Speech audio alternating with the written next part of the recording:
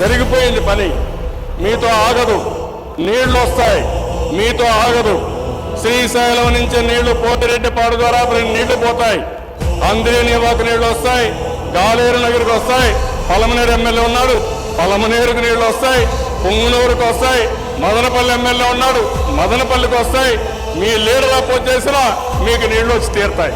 అదే విషయం నేను అక్కడ చెప్తాను పబ్లిక్కి. వీళ్ళ లీడర్ ఒప్పుకోలేదు, వీళ్ళ ఎమ్మెల్యేలు ఒప్పుకోలేదు. నీళ్లు మాత్రం తెచ్చాను, తెస్తానని చెప్పి మళ్ళా ఒకసారి చెప్తా, 100 సార్లు చెప్తా. వాయిల్పాడు ఎమ్మెల్యే ఉన్నాడు, మీ ఊర్లో కూడా నీళ్లు వస్తాయి, తీసుకొస్తా. ఆగే పరిస్థితి లేదు.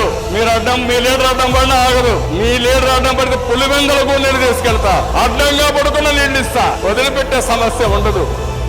ఏదో అడ్డదిడ్డంగా మాట్లాడితే శ్రీకాంత్ రెడ్డి ఉన్నాడు, అయ్యా నీ రాయి చోటు కూడా తీసుకొస్తా, నువ్వు అడ్డం పడ్డావని చెప్తా, పక్కన కూర్చొని ఎక్కించావని చెప్తా, ఆయన కూడా చేశానని చెప్తా. అది గుర్తుపెట్టుకోండి మీరు.